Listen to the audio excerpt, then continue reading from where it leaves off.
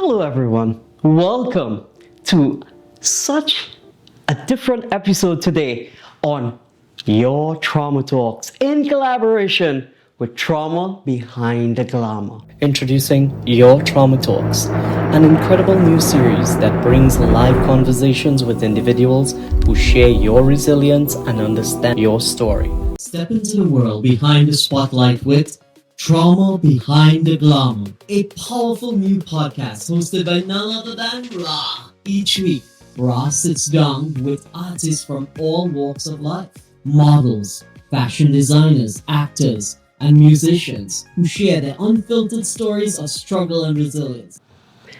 And when I say this, it's because of who my guest is, who he's around every day, the community he stands for in a neutral way. Never biased, never intended to go somewhere with hate. He calls himself a street journalist. Let me tell you a little bit of me meeting him. And why?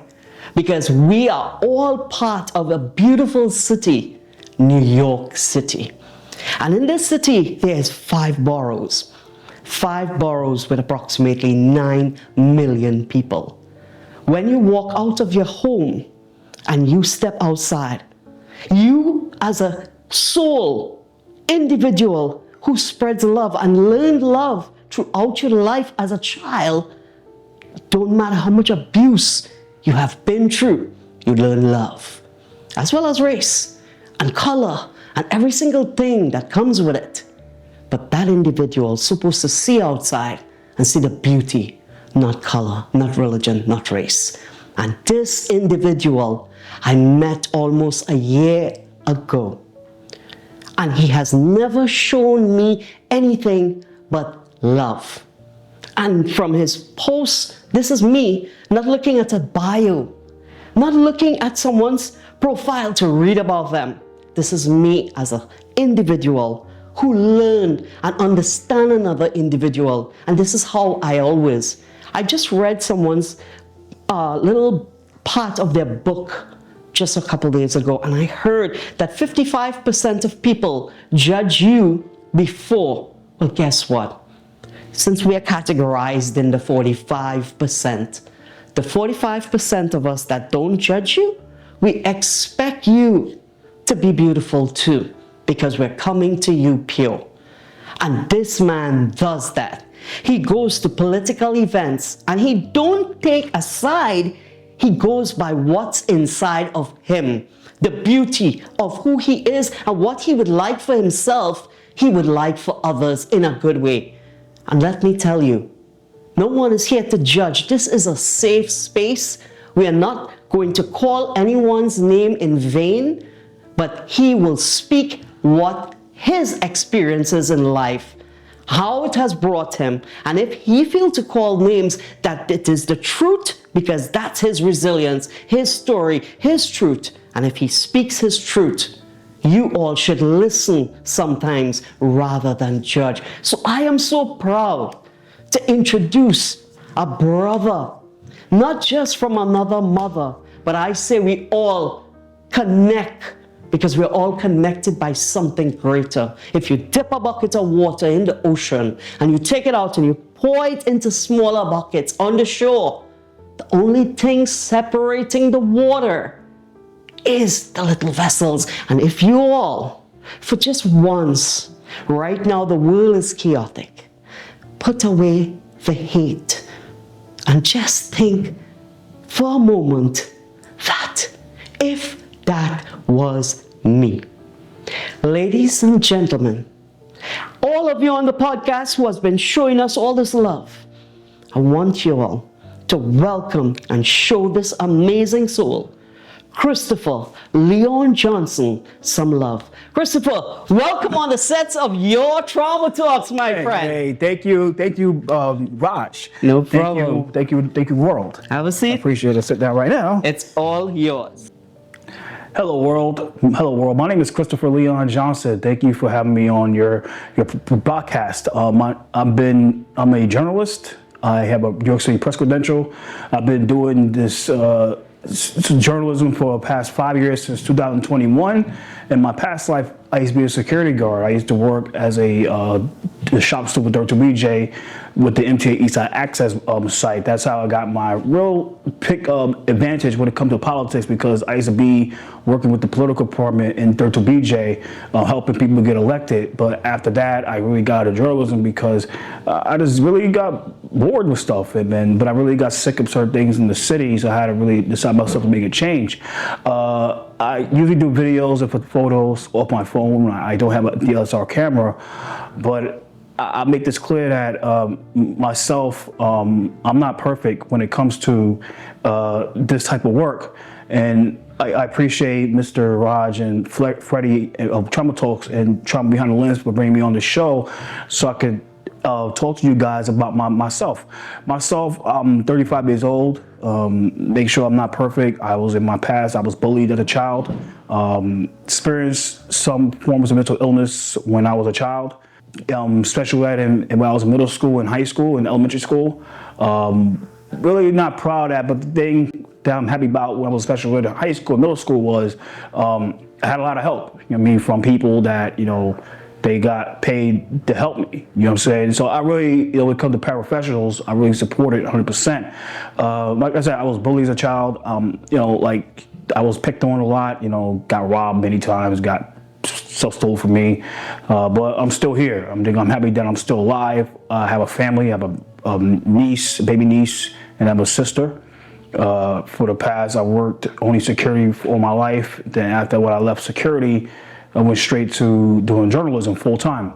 It pays the bills. It pays me not a lot, but it keeps me out of trouble. When it comes to like the law and stuff like that.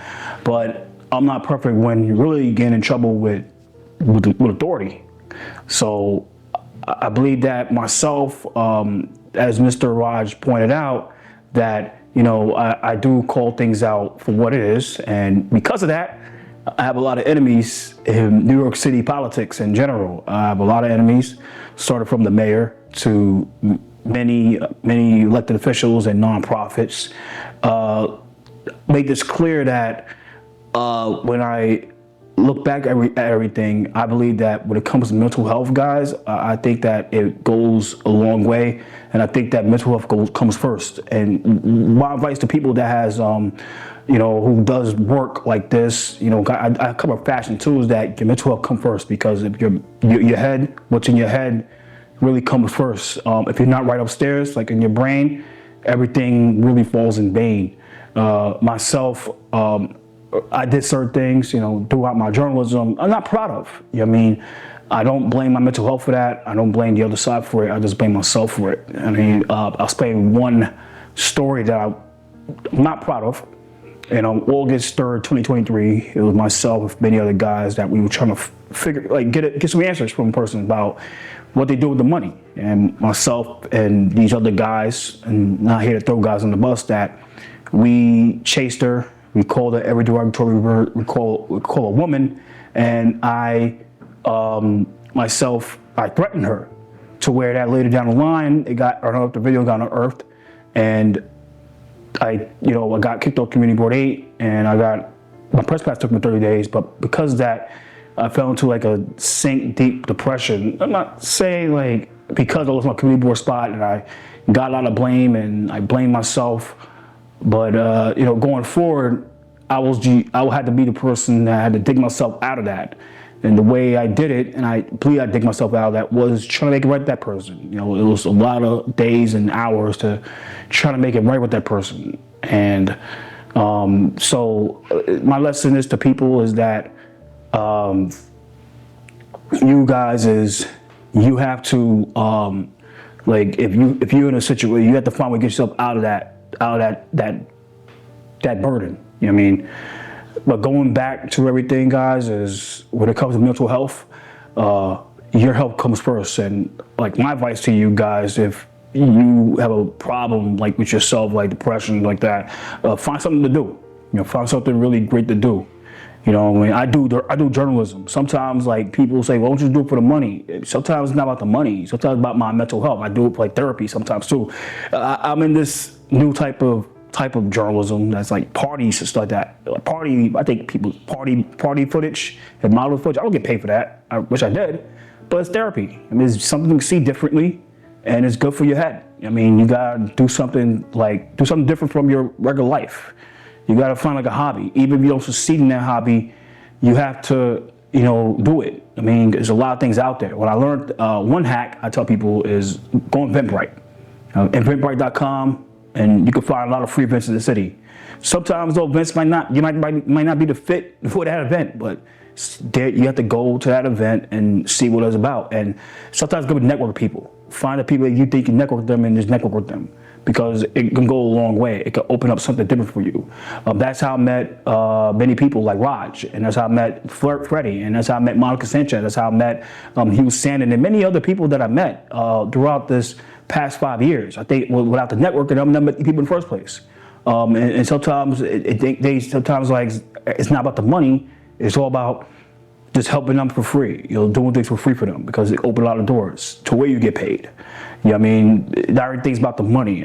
If everything about the money, I think you would never saw me here. I mean, you never saw me in a lot of places, because I've just been like, oh, are you gonna pay me for this? Are you gonna pay for my Uber? Are you gonna pay for my DoorDash? You gonna pay for this? So a lot of things is not about money. It's sometimes about just doing for to get your foot in the door. And what I do in my journalism, I don't get paid a lot for it, but I believe that is the right thing to do. You know what I mean? The right thing to do that costs zero. It's like showing love, like Mr. Raj said, is zero. What I show love is with no money at all. I don't do it for compensation. I don't get paid for loving. I don't sell my love for a price, because I don't think that's the right thing to do. If you do that, it does it in vain. And I'm a God-fearing person, and what I believe is that, faith without works is dead. You know what I mean? And that's what I believe. So when I come out here, when I do my thing, I don't get paid. I might get paid something, but I believe that if you don't do it, it hurts people down the process. And what I'm happy about the past 5 years of this journalism is that I helped a lot of people get to where they at. And I sleep well at night knowing that I helped them get to where they at. And the things I did throughout those 5 years, maybe some of the bad things I did, and I'm not proud of, like I mentioned in 2023, it's a lesson learned. It's a life lesson. It's a big time lesson that, I had to learn, and I'll tell you right now that you have to learn by yourself too. So there are times like you might feel that you're right, but the way you're going about it is wrong. And majority of the time it hurts not only the person you're doing it to, it hurts yourself down the process. Now, going back to that thing in 23, looking back at it, I wish I never did that. But if I didn't do it, I think that my life would probably be made more different. It probably would have been a way different route than it is right now. I think I probably wouldn't have to worry about find my way to dig out myself that grave. You know what I mean? And have a reputation. I know that there's people in this world and that know I do. Like Chris is Chris. Chris does Black Radio River City. He helps people out when he does it for free. He doesn't charge a dime. I mean, he does the right thing. But still to this day, there's people that will always bring up that situation and say that, oh, this is the real Chris Johnson. Chris 2023 outside 60 Court Street, 60 Center Street, chases lady named Lydia Guapa all over Chinatown through the train station and said that, and he threatened, called her a bitch. I mean, if I can use that, I hope you don't edit it out. Use a derogatory word for a woman and threatened to hurt her if he saw her again. And that's the reputation I have from certain people. But what I train from people, what I tell people this is that, that's not me. But they're gonna say that's me. That's the real Chris Johnson. No matter what I did after the fact, like no matter how hard it took me to make it right with that same lady, people were always gonna bring up that situation. Look, I'm not proud of that, but I have to live with that the rest of my life, and it's part of my mental health. I still think about that every night. Wish that it could never happen, but it happened. But what I tell people is that once you do something, you gotta live with it. You gotta live with that. It's like, I'm a God-fearing person. So I know what I did is what I did. And what I did, if I did something, I had to live with that rest of my life, no matter what the consequences are. You can do it's what you do. It's not about it to be the right. You feel to be the right thing, but it could be wrong. And what I learned is when I do certain things, when I know it feel right, but sometimes it's wrong to do. Like that's why, like going forward, when I navigate certain things, sometimes I don't even like doing certain things because I know it's not right to do it. And I tell people, like, it's not right to do it. It's really not right to do things. And I want to make this clear that you could be part of something and might not do yourself, but when you going back to things, guys and gals, you could be blamed for something that you didn't even do. And when I'm gonna talk this right now, because we had a off the record conversation, myself and Freddie and Raj, about the situation last year with Zohran Madani, where myself and a person named Raul Rivera, we was out, and another person didn't, but we was out there getting at Zohran Madani because he was planning on so-called destroy the city, to where that Raul, allegedly bit this woman on her arm, allegedly. And what happened was there was a council member named Chiosei that said that I bit the woman. I didn't bit nobody. I was with him, but I didn't bite nobody. But it really hurts because I didn't bite nobody. Yeah, I was out there recording the thing and really recording the whole thing, but I didn't bite nobody. So he could come out and say, I bit that one. I didn't bit nobody. But what I tell people is that you gotta be, going forward, you gotta be careful who you, things you be around with, because if something goes down, you could be blamed for the same thing too. So let's say even for going back to 2023, and we did that same situation where we chased all over Chinatown. I didn't say the word B, or I didn't threaten her, but somebody else did, and somebody else hit her. They'll say that I hit her. So what I tell people is, like, sometimes you gotta be careful who you be around. Sometimes it could hurt you down the line. And I'm not here to throw people under the bus, but this is a lesson to people. Say, look, just be careful who you hang around, because if something happens these days, you'll be blamed for the same thing too. And I don't want that to happen to anybody. Even my worst enemies, I don't want it to happen to anybody. So my thing is that just be careful who you hang around with, and sometimes you gotta learn to control yourself. And my lesson to people is that just know how to control yourself going forward. Another thing is that like I said, I'm a real non-biased person. If I think I was biased, I've probably been way more elevated in this journalism stuff. But because I'm not biased, I don't like taking sides like that. I do for the right thing. I don't care if you're doing the wrong thing, I'm gonna call you out. Like this elected official has probably a lot of enemies.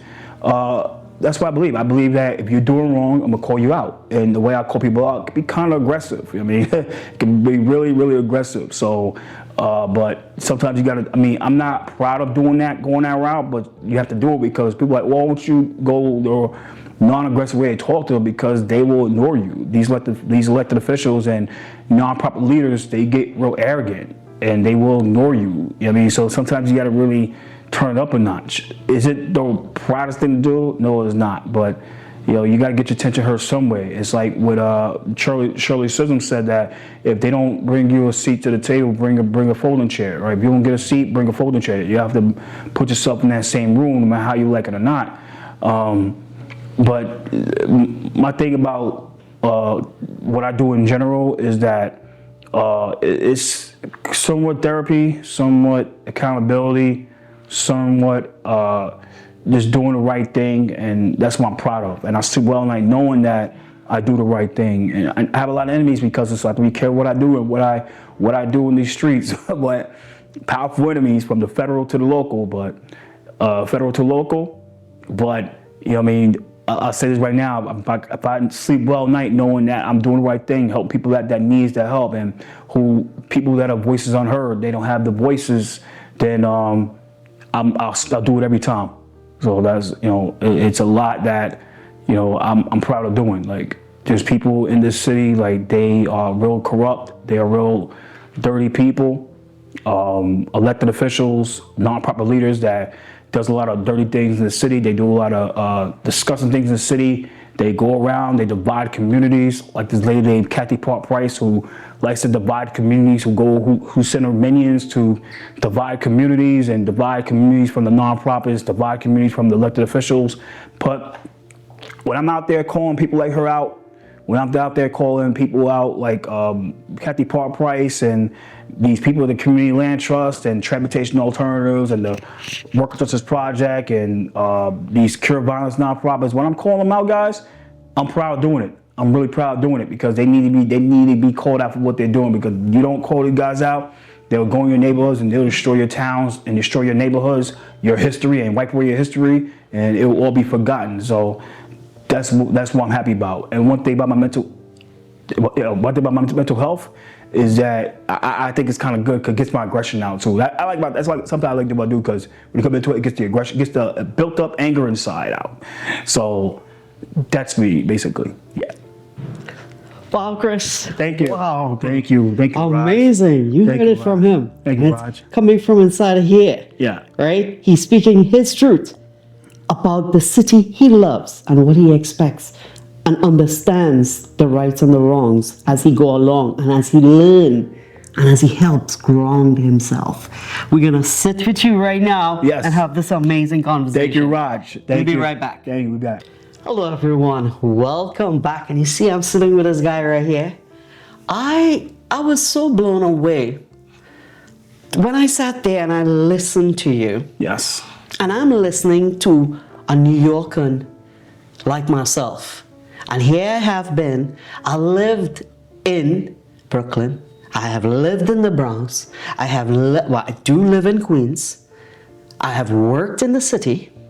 You hear? I have had family in Staten Island. Yeah. So when you connect up and you could understand the boroughs, understand what's going on, and then to hear your story, you're very concerned for others just as yourself. Yeah. And that was so impressive. And you know what it is? He said, it's not about the Benjamins. It's not always about the Benjamins. We just had an amazing guest on Trauma Behind the Glamour. And I had the same conversation. We actually just posted it on the podcast. And all those on the podcast, I just want to take a quick second again to tell all of you on iHeartRadio for Trauma Behind the Glamour, thank you. And this is love. Thank you and blessings to all of you for the love you've been showing. So continue listening, Spotify, on Amazon Music, wherever you're looking at the podcast from, Podcast Chaser, Podcast Deezer, wherever it is. Just keep doing it because listen, if this story doesn't resonate with you, one of these stories on one of the podcast episodes will sit with you. But those of you who have been sending love, thank you. Keep listening and sharing because someone out there is going through it and they want to hear it. So Chris, I want to tell you again, thank you so much for being so open about everything about you. And right now, what I want to do is I want to go back to I want to know, you said something and you rolled off that topic, but it is what helped create the man you are. Yeah. You said, I was bullied. Yeah. And let me tell you, we are adults and we get bullied all the time. And we don't realize it because it's not the bullying that we had when we was a teenager. Yes. And that's the sad part about it. But if we run back, I want you to tell us a little bit, tell my rosters, the amazing audience on your Trauma Talks as well as Trauma Behind the Glamour. I want you to tell them about Christopher Johnson, his childhood growing up. So myself, I was adopted by my mother, my dad. Mom died, it was 2012. My dad died when I was 1997. I was in special ed. I was in special ed all my childhood. I mean, really not proud of that, but I think my motor skills was all less than everything else, and hit my head when I was young, and it was a lot of things that they deemed wrong me mentally. I don't think it's mental illness. It was just the motor skills, IQ, whatever you want to call it. I got placed in special ed, and I had a paraprofessional help me out a lot. At that time, I was a matron. I know until I grew up after, but when they got a policy, they call it paraprofessional. But myself, I was raised humbly. My mom raised me all her life, single parent, adopted mother. I still call my mom because my real mom abandoned me. But I don't hold excuses for that. But I was bullied when I was a child. Bullied all my life. Wasn't proud of that. Got real suicidal because of it. Because I thought nobody loved me because I'm being bullied. I felt nobody loved me. Myself, I was institutionalized in 2006 for 2 weeks because I got that depressed. So depressed, I got real manic. I'm not saying manic and I lashed out on people. I got manic, like, what was it, internally, manically. You know, I'm not proud of what I did. I threatened to blow my high school because of that. And I got institutionalized for 2 weeks because of it. And, you know, I was so depressed. I mean, after that, I felt betrayed by a lot of people in my high school. I came like a big time outcast, shunned a lot of people out. And, you know, it was just real tough. I threw everybody on the bus without really blaming myself for that. And it's something where when I look back at it, I thought that life wasn't worth living. You know what I mean? That's how I really felt. You know what I mean? Life wasn't worth living. I don't believe, that time I didn't believe in like really getting a gun and like shoot myself. I didn't really believe in like getting a gun and like going on top of the roof and throw myself out the window. I felt about like finding somebody to take me out, like suicide by somebody else. You know, it's something that like I look back at it. I'm not really proud of that. I'm not really proud of it. I'm 35. I did that. I think I got in that situation when I was 15 years old. And I felt after I left the nut house, like what do they call these days, I fell in a deep depression from 2006 to 2009. And I think I forgave everybody who screwed me over after I left high school. But when I look back at that, I mean, basically that's my childhood in a nutshell. I mean, I didn't get the best grades. I think I got like par grades. I never got held back. I went to summer school one time in my high school years because I messed up in certain classes. But I think my childhood wasn't the best childhood, but even I don't use that as an excuse to like do things to certain people. I never do that. That's my childhood in a nutshell. I mean, I have a sister. I have a sister. Sisters down south, sister here. I love them. But I mean, that's my childhood in a nutshell, basically. Wow. And, you know, we hear people's stories. We see them all the time. I mean, like a movie. People are adopted and they end up sitting there and they love their parents, right? As you just said, that my adopted mom, my father, they are my parents, right? You said that just now. And my condolences on the loss of your parents and such, you know, at those times. And people go through bullying, and as you said, I've been through bullying, and sometimes I think how we are groomed at that moment, and you said, in a nutshell, that you basically did not have a good childhood. And you just told us about a little scenario. And when I'm telling you a little scenario of at the age of 15, right? And I'm telling you, I could imagine to get to that point, what it was like, how it felt on your chest. Yeah. So 20 years down the line. Yeah, 20 years. I am sitting here. Long 20 years. Because it's some of the choices that got you out of that place. And you sit here. Yes, it haunts you. I know that very well. Mm-hmm. So, I spoke to someone about this, and they're a professional and a doctor.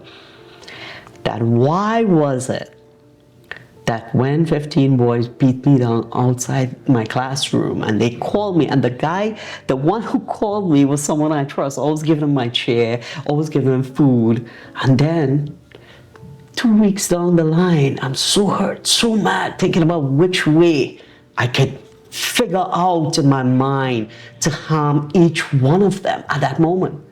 2 weeks down the line, this dude, when I open my lunch, comes and asks me for, yo, what you got?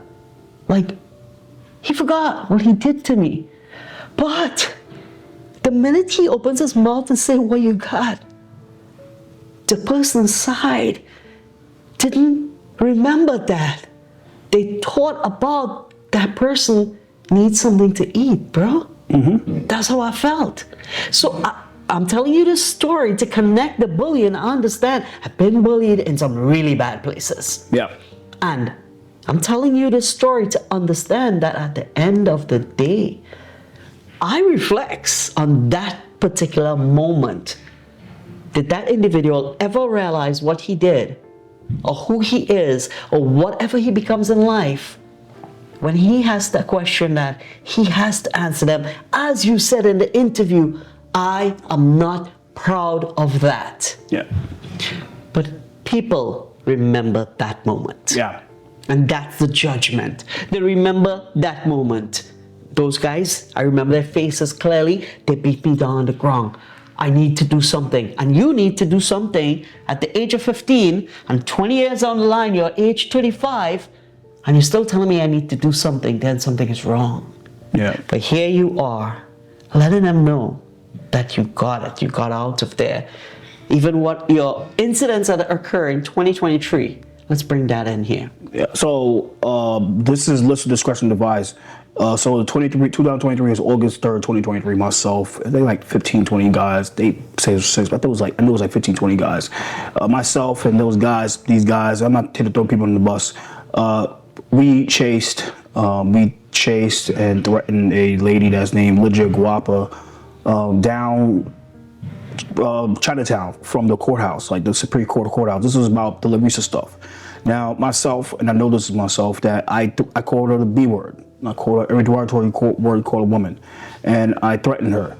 Now, because of that, later down the line, the video got unearthed. I didn't really know. I just did it and whatever. So the video got unearthed by like an enemy of mine, and it got viral. Got like 1 million views on the internet, and I got kicked off Community Board 8, and I lost my press for 30 days. Basically, when I look back at that, this is coming back from what I did in my childhood, right? I never blame my childhood for that. I will never blame I was institutionalized as a child, so that was the reason why I did. No. I don't believe in that. I hold myself accountable for all the actions that I make, right? That situation had nothing to do about my past. What I believe, and this is my thing, is that I don't use my childhood as a reason, as like a crutch, or as a reason to do harm for anybody. I'm not perfect. I think the way I handle things can be kind of unorthodox, but I don't blame my past for what I do in the future, right? Or the now, or like yesterday, or tomorrow, what do you want to call it? That situation, like still to this day, I have nightmares over that. I have nightmares over it because when I found out the certain people about her, I was like, she actually does great work for the city. She actually does great work. She has a nonprofit, and I don't agree with her and her nonprofit with the Larissa stuff, because coming back to that, I don't believe in anybody making $1 more. I support people making $1 more, but the way it got rolled out was really foul. It was a bad rollout, and look what happened. Like over 42,000 people lost their jobs. The app saved money that should have went to the drivers, to the app made drivers. But I look back, but they're like, she does a lot of great work for the city. Like she does outreach. She actually helped people get the OSHA cars. She help people get their save their jobs, and she does a lot of labor work. I mean, to be honest, she been in the labor industry before I got in the labor industry. I got into the labor industry really with the labor like in 2017. She got in 2009, so she had like what is it? It was 17 take away 9. That's like 8-year advantage. She had an 8-year. She been in longer than me, and when I look back, I still to this day I feel I have nightmares over that. But I think I had the biggest nightmare phase in like 2024. I think after I got kicked off community board, I think that's like the biggest nightmare phase. But the way I handled it was really not right. I mean, it was really not right. That really takes me back to like when I was in my high school years, when I got a nut house, when I got institutionalized involuntarily. I was taking out a lot of people. I was repeating the same thing, and I repeated from history. I said I promise not to repeat myself history, but I didn't fulfill my promise, and I repeated the history, and I started taking out on a lot of people that should have never got taken out on. I think that was a lot. I think that was like not hold myself accountable for what I did. It was basically like this, not hold myself accountable. Basically, what is it like? Anger, like it was like uncontrolled anger, and I took on a lot of people that never got taken out on. You know what I mean? It's just certain things I did. I can recall a situation where I got at an elected official at, I think, Kristen Gonzalez at a park for shit that, like, someone like was like stuff that had nothing to do with the situation. I called her out about sexual assaulting. It just, and then one time I crashed a rally when it came to like a congestion pricing, and I still feel bad for this day because I did it where a person that was in a wheelchair was speaking. And I don't believe in like hurting people that are disabled. They're already hurt.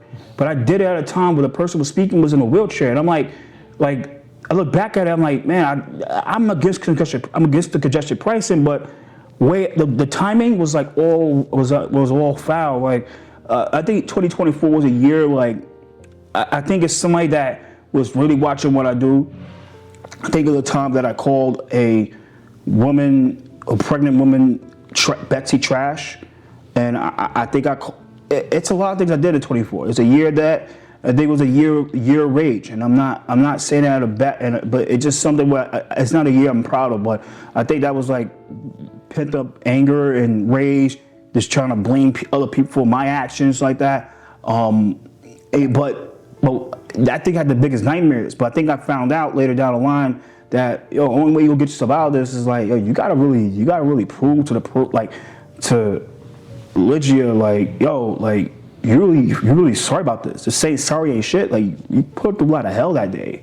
It is like the way she sees it is like, I didn't really, the way she saw it was like, I think looking back, I think the way she saw it was like, is this really worth it? Like, I got threatened, I got fucking hounded, even with 2 burly security guards. Like, these guys didn't care, and Chris out of all people, knowing like Chris out of all people was like the worst. It's understandable. Like, I look at that, I understand like the other guys that were with me that day in 23 was I can't throw them on the bus, and I'll never do it. And I to this day I'll say it right on camera. I say I don't never throw the guys on the bus, but I will always take the full blame of everything. I'll take it times the guys was there for what I did.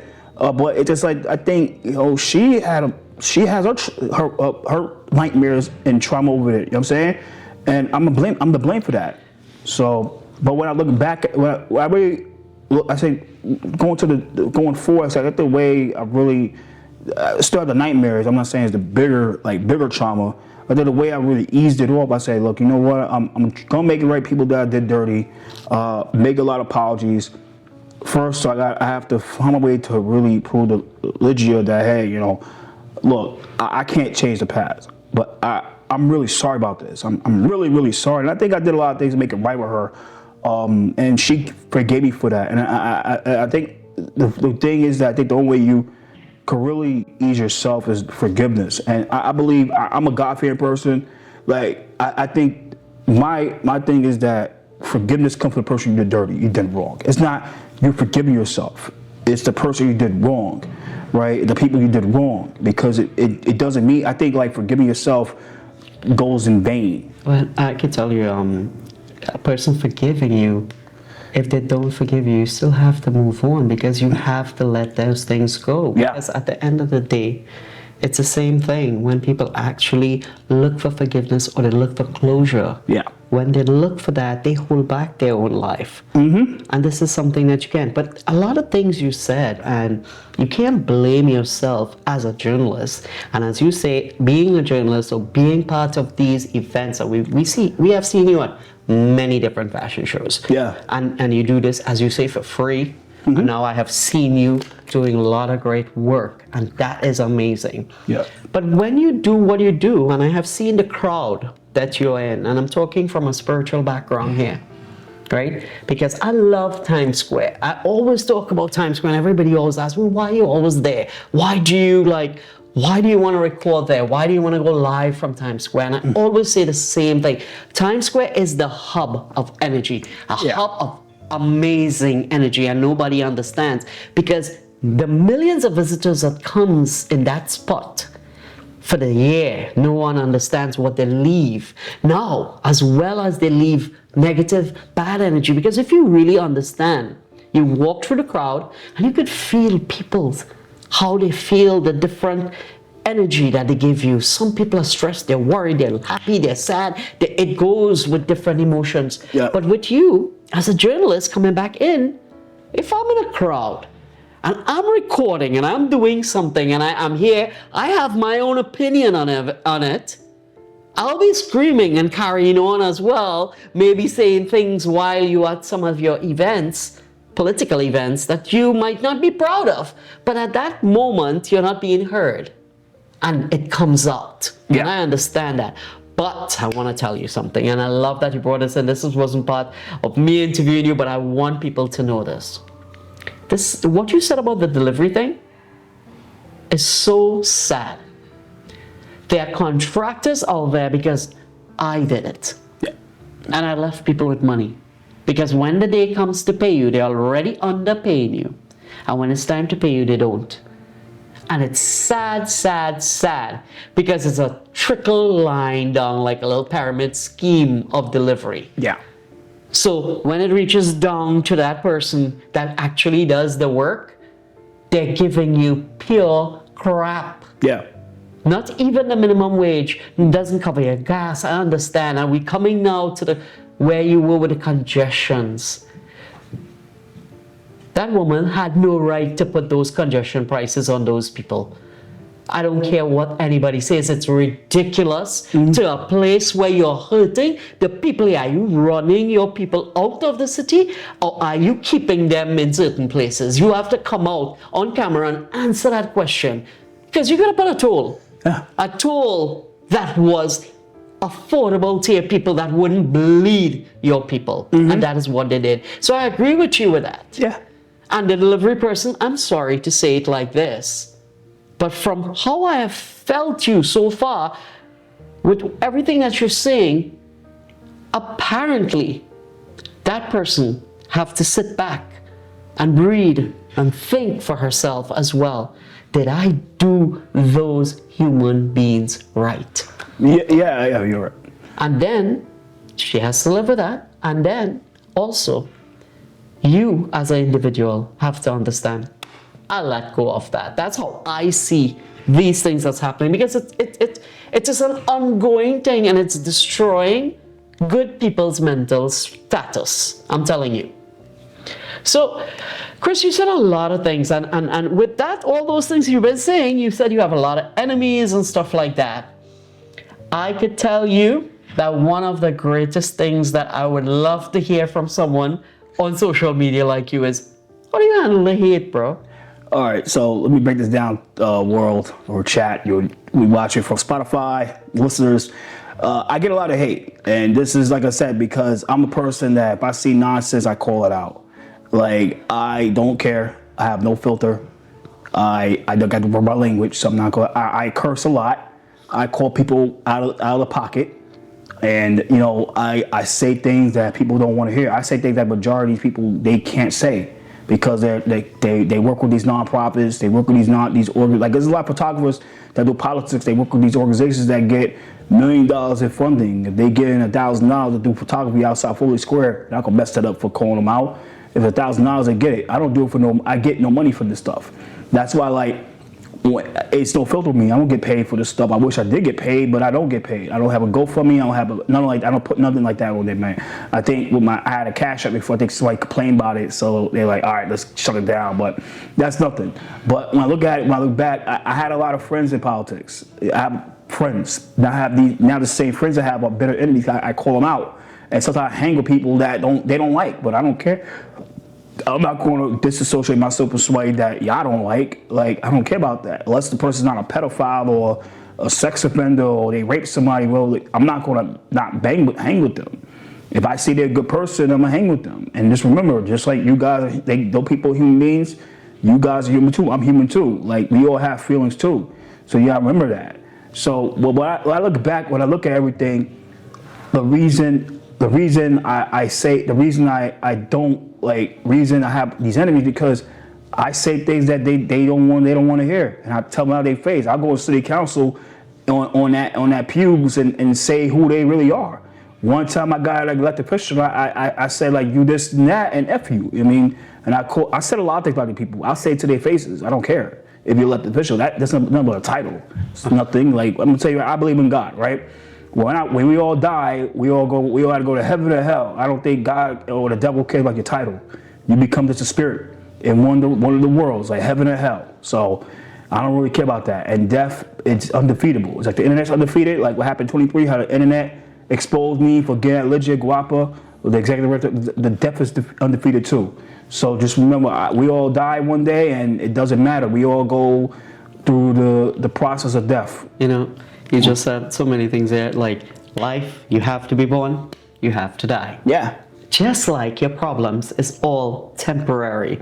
Just like, as you just said right there, the internet had 1 million views and everybody knew you at that time. They might remember you, they might hold that as a judgment against you. But guess what? Tomorrow is somebody else is going to be 1 million views, and then somebody else on the next day, because it's always someone, and they will forget. Not that they will have it in their mind, but they can't keep holding on to that. Yeah. And you, if people don't realize who you were in 2023 to who you are in 2026, that's their problem. You got to let go. Politics in the world today is one thing I have always learned. While I was growing up, you always have to hear, you have to learn politics, you have to understand it, you have to be able to go and vote, you have to make a difference. Okay, cool. So when I make a difference on the way I see it, because either side is always the same. You could tell me a rocket is coming down right here in my little circle right now, and this person is telling me, hey, we got some rockets.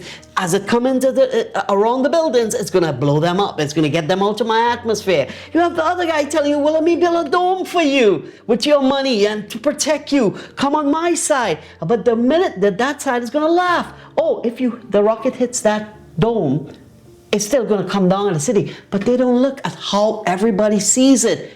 It's always going to be like that. Whichever side you take, everyone have their own agenda. Yeah. But you cannot hate on other people for that. You cannot be mad at your partner. We could be friends. There's husband and wives who argue and bring politics to destroy their relationships at times. Yeah. Family members and stuff like that. And I don't know when they're going to realize that it is the same plan in a different way. So listen, Chris, tell everyone who don't know you where they can find you. So you can find me on Instagram at Chris Lejohn NYC. I spell it ChrisLejohnyc.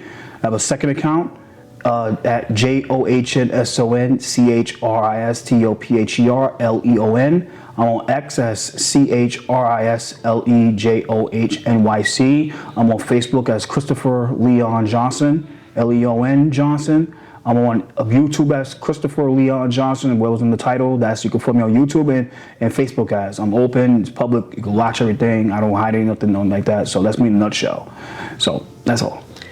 Well, Chris, you said some things that I want to touch back on, and it's just one of the greatest things I love of this Tunes. And I spoke about this, I think, a couple episodes ago. Or we have so many podcasts. We have combining, could be 4, because today we're on Your Trauma Talks, because we have some podcasts that we do in person on Your Trauma Talks, which is our stage show, which is happening in October. And we want to invite you to come out and look out for the tickets. It's going to be dropped just coming up soon.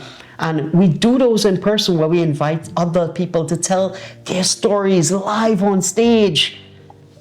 And with that being said, we also have in person. And then we have Your Trauma Talks presents Trauma Behind the Glamour like today. And we have Mental Health Bites and Trauma Talk Thursdays.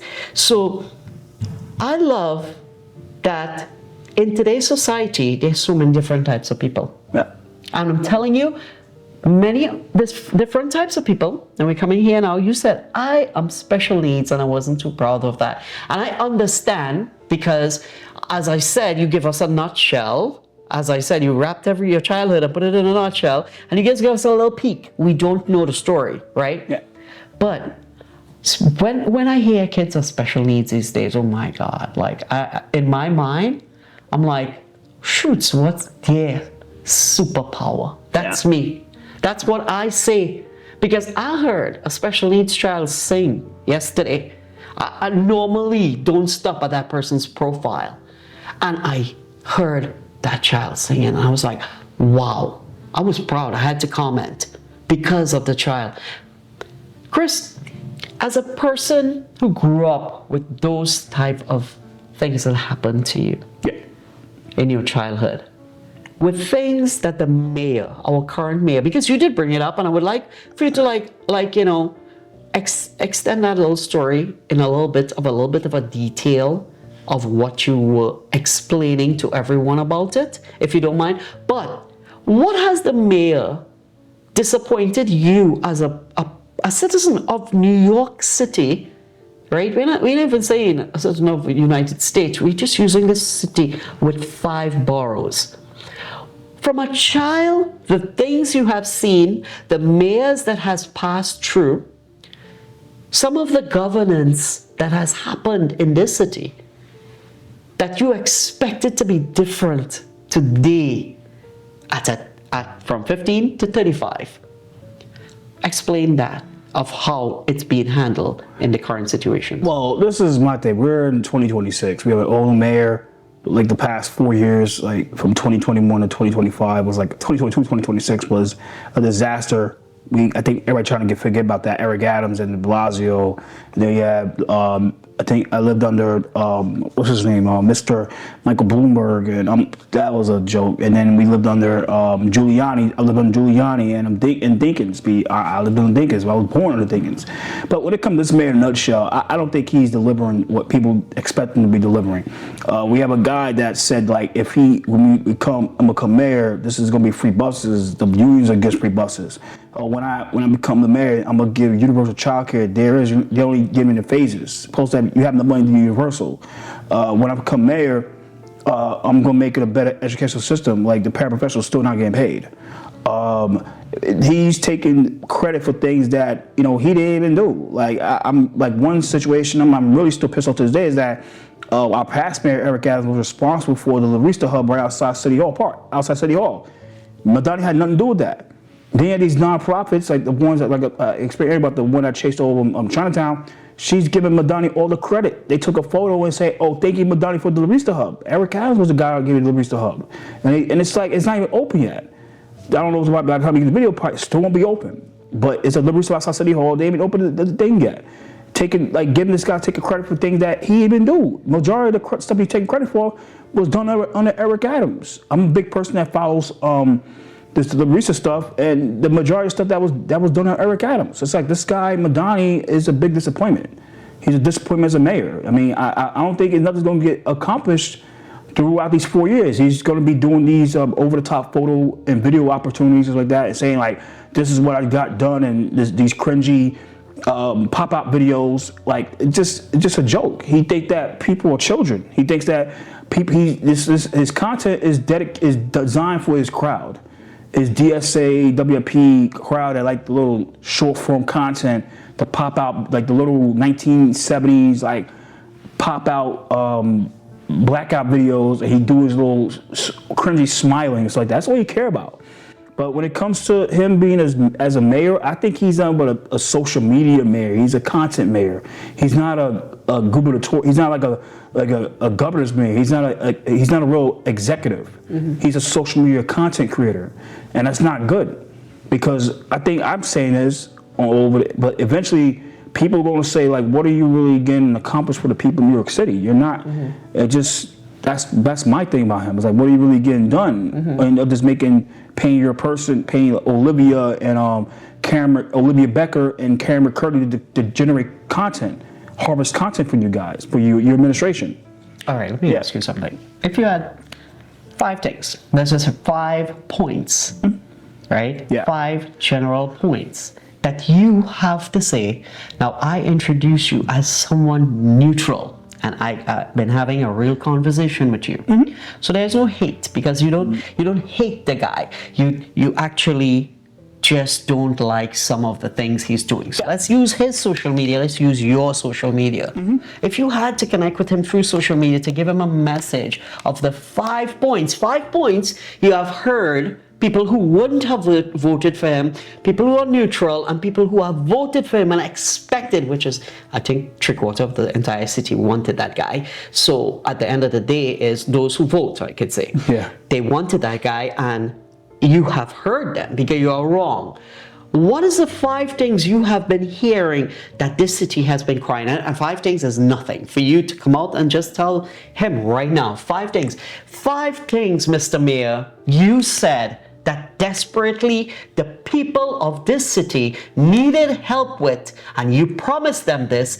Forget about everything else. And these 5 things you did not do, and it is me, whatever.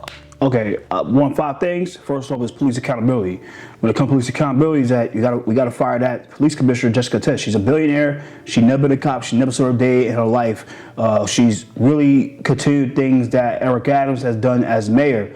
And people in the city wanted real police accountability. A lot of the people that supported you wanted her to be fired. You haven't fired her yet. I want her fired. The second thing is real housing accountability. You gotta really put these bad landlords accountable. There's a lot of bad landlords in the city that should be really put to the foot to the fire when it comes to repairing people's apartments. And it's not just your people that support you; it's people that are unheard, the people that really struggle in the city, working 2-3 jobs, and they have a problem paying their rent. And even if they were paying their rent, nothing's really getting accomplished when it comes to restoring and putting their home back in real compliance. That's when you need to start. And the third, and especially with come nature, the third thing is basically making our streets safer in the city. And it's basically when it comes to transportation related issues, when you got to really start allocating money to fix the potholes in the city, fixing the sidewalks, instead of you just putting all that money to nonsensical transportation projects like open streets and take away bus stops that put city bike racks that make the streets less safer. You need to really go back to the old days and like really start fixing our streets the right way. Making it easy, making it great for us to people could drive, people could take the buses, people could ride bikes. The fourth thing is holding these apps accountable. And this is, I know it's kind of 4, I should have made them more, but I know the fourth thing is holding Uber, DoorDash, Lyft, Grubhub accountable. Is when you make a commission or make a commission within the city, and you put people on this board to start holding these, start finding and violating these apps to where they keep on messing up. We get them out of here. And the fifth thing, I'll say this right now, is a real accountable government. If you came in as a mayor saying I'm gonna hold government accountable, and you're hiring people that they wanted people, there's a reason those people, they were so desperate to make sure Cuomo didn't become mayor, because they knew if Cuomo became mayor, they've been out the door. Just like this international commissioner that we have in international affairs named Anna Maria Archilla. She's like the worst person you could ever put in a position as commissioner. She's like a bully. She's the main one that made sure that Andrew Cuomo would become mayor, because she was the one that really helped engineer Cuomo being taken out as the governor. She knew, like, well, if Cuomo become the mayor, she would have been done as the WLP chair. It'd been done in vain. So people like her should never got a job in the first place. Like I said, I have no problem with the other commissioners. Like I said, I think the current commissioner right now, DWCP, Mr. Sam Levine, will give people more time of day than the last one. The one that runs oath. I think that the current DOT chair commissioner is a way better commissioner than Donis Rodriguez. I think the current party commissioner is I think the 99% of that, 98%, because 2% is all that problem of that administration when it comes to commissioners and deputy mayors and what's this other thing? Commissioners and agency heads, but except for the International Affairs Commissioner, Anna Maria Archilla, I think everybody's cool. I think everybody is great, except for the International Affairs Commissioner. But you gotta way hold government accountable, and the police commissioner, I say fire her, but I don't think she's that big time a problematic commissioner as the International Affairs Commissioner. But that International Affairs Commissioner, she gotta go. I mean, she's a horrible person. She's a real horrible person. I don't say it about people, but people like she's a real horrible person. So that's me in a nutshell. Wow, 5 points. I'll tell you, the streets, yes, needs fixing. The sidewalks, oh my goodness. Sometimes if it is a person has to work or walk in the night in certain places, definitely you can break your foot. You can fall over because some of the sidewalks are really, really bad. and you spoke about the buses. I'm not sure about the fare because of the MTA, and that's not my thing to get into. But one of the things is the buses are never on schedule for people. And there are some people who work some shifts and they just want to get home and they're sitting there. I have seen it on social media and I've heard it. So some of these things you're speaking about, I can hear it from inside. You've been hearing it from other people. So those are the things that you want the mayor to fix for you, and you would like to see him do and change on behalf of you and some of the people. And we talk about 9 million people in this city. Yeah. So you have it from Christopher Leon Johnson about some of the things he wants change. Maybe Mayor Mamdani will hear your plea and use his social media and say, Chris, I got you, I'll do this. And it's sad because only yesterday I have had a conversation with someone and we were speaking about certain apartments. They are so tiny. Some of them are so big and nice, but the buildings are so run down that, okay, you're trying to push the people out. If this is what you're doing, you're trying to push some of the people out and get higher income people in. Yeah. But you're not doing the work. If you want your building to be a $6,000 building, okay, make it into a $6,000 a 1-bedroom or 2-bedroom. But make sure it works for the people who wants to pay $3,000. So when people come, you're having a hard time. A lot of apartment buildings are remaining empty because the people who could pay for certain places, they don't want to do it because when they realize how the building is, I don't want to go through that. The hot water ain't working, the electricity gone, the toilet leaking, this is happening, and I'm paying you all this money a month. So I understand. So these are his points to the mayor. Maybe Mayor Mamdani is going to reply to you, Chris. So tell me one thing that you would like to let the audience know when they see you feel heavy because you're tired and you want everyone to hear you and they're not. And they keep repeating and making the same mistakes, or as you say, it makes you feel in a way that you just want to burst out, like when you're in a crowd and you get that energy that, oh, that person's wrong, yeah, this person cursing on, let me do it too. But what is you want to tell the public that, hey, I am here with you. I understand how you feel. I'm sitting here to tell my story because I want to share this with you to understand that I'm on your level. I'm telling it as it is. So I believe, like, to you, to the crowd, or to the people listening on Spotify or whoever you listen to, Podbean, is that way I believe is that can you revert a certain way? Like what do you believe? Like that can help them. That helps you to get that heaviness off your chest. Oh yeah. Basically, it's just doing something different. Doing something different. I'm a media person, right? I'm a media person, and I believe that, I think because I met somebody, I'm able to do party content. Now, that's not my shtick. I get a lot of backlash for it because I get a lot of backlash for it. That's being candid right now. I get a lot of heat for that. But you have to do something different because you might not get paid a lot, you might not get paid for it. It depends, right? But it's therapy for me, and it gets you out of sometimes it gets you out of your zone. Like, I deal with politics. It gets kind of overwhelming. It get kind of depressing. Like, I gotta deal with this. I gotta deal with this people. I gotta deal with that people. You know, I gotta deal with these clowns. I gotta deal with these piece of craps over here, over there. And it's just the people I'm covering. Not saying that like the people that I'm helping out. I'm talking about like with these nonprofits. It gets boring. It gets tired. It gets boring over time. But it can hurt. It can help. It can hurt your psyche. But the only way you can fix your psyche is you gotta do something different from what you're doing. So with my media, if I just do party content, it's way better because I like to see the women shake their butts. I'm dead ass. I like to see women shake their ass. I like to see women shake their ass. I'm sorry about my. No, we're gonna take good. it. I like to see that. I get a lot of heat for it, but I think it's my therapy. I like women. I like when women do it. I'm sorry, but. That's me. I'm being candid. I like women shake their ass on my camera. I love it. I like to post it. I like it. It gets a lot of views. And I'm happy about that, guys. But you have to do something different. And even if you're not in media, like if you're not in media, say I'm not. If you're not in media, you have to like find something different to do. To do knitting, do puzzling. Go collect cards like this. You know, believe in yourself. To be positive. Do puzzling.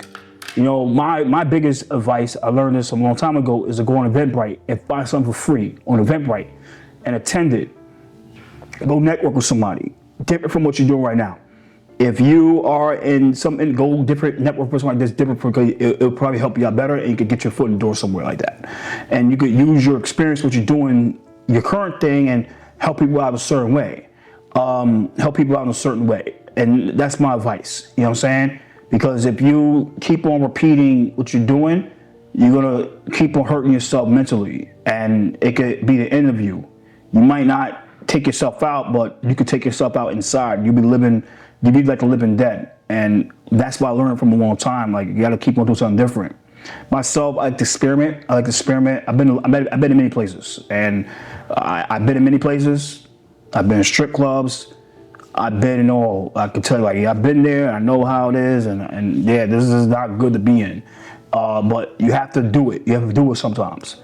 I'm never gonna tell you to put yourself in danger or criminally in danger. But I'm gonna say sometimes you gotta experiment. In the club, I know how to be is like I'm supposed to perform. They come at 2 o'clock in the morning. I've been there since 9 o'clock. I know how it feels to be kicked out of a club. I know how it feels to be looked at a certain way. I know how it feels.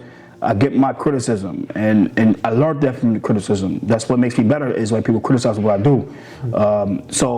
But this is what it is. And sometimes you got to be open at what you publish. You got to be open to publish. Sometimes it's not good to hide a lot of things. I publish everything.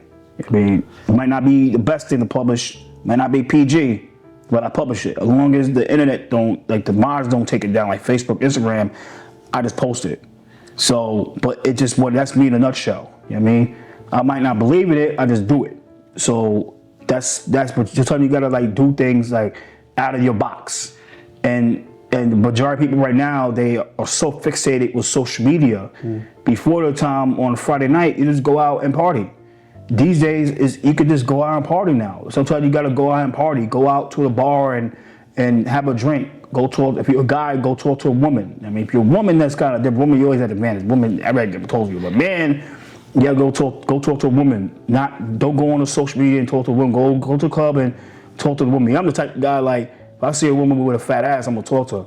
That's me in a nutshell, right? I'll talk. I'll be her best friend. I'm not saying that, but you have to you have to take that chance. You might get this. You might get the I think he's telling every one of you to get out of your comfort zone. Yeah. Do something different.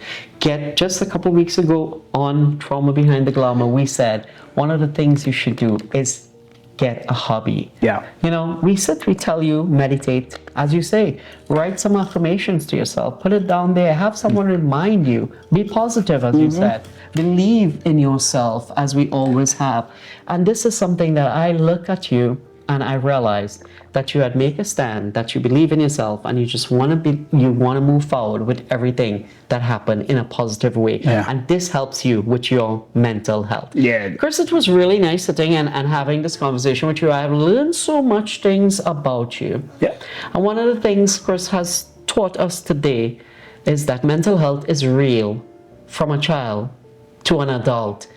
Just one of the greatest things that people do not accept happens, and that is change. And with change, you have to realize and understand that everything is temporary. So you have to love yourself, give yourself a pat on the back, and understand your move from yesterday to today is such a great deal. And right here, I want to leave you with something I leave every single week with all my listeners, all my viewers, every single one who shares love with us and show us love. What is meant for you shall never pass you by, and what passes you by was never meant for you. Now, you have to understand it, and I have heard where I should give myself this advice, but they don't understand that I understand it. I believe in something for 8 years. In 1 month will be 8 years that I have started taking people's stories from where they were to from where they were in life to where they are today. And guess what? It has created an international motivational speaker, a singer, an author, international #1 best-selling author. And I am the host of some amazing and positive, beautiful podcasts. And listen, this is one of them. So I want you to understand, if something doesn't work for you, it's a business that you open, and you say you open a hardware store and it doesn't work in 5 years, and you let it go, didn't mean that you failed. It's okay, it didn't make it for you. But when you sit here and you do what I do, and to come back to Chris a little bit, Chris, one of the things that we just did was, we are now Your Trauma Talks Foundation. And this we are proud of, because we built this. I built this for 8 years without getting a single dime from any supporter. And when people see our studios, see every single thing, no one supports us when it comes to finances, and we do not run down anyone's money to hurt anyone while we're doing that. So this foundation, Your Trauma Talks, is here to help. You're feeling suicidal, you don't feel good, speak to someone. Someone in your life is going to speak you down. Don't matter how angry you are, don't matter what you do. And if you still cannot hear that person, is help. Call 988. This is raw, Mr. Trauma Talks. I did not become Mr. Trauma Talks even in the past 8 years as this. I became Mr. Trauma Talks because of these amazing people like Chris here, sitting with me week after week as a guest shares their struggles, their story, but not for someone to gossip about it, so that you would understand you are not alone. I want all of you to remember Chris's story today. How he feel inside. And while you do that, when it's not working out for you, remember, there once was a man who had the blues because he had no shoes. Down the street, he met a man who had no feet. This is Raw, Mr. Trauma Talks, together with the amazing Chris Leon Johnson. Thank you. We love you all.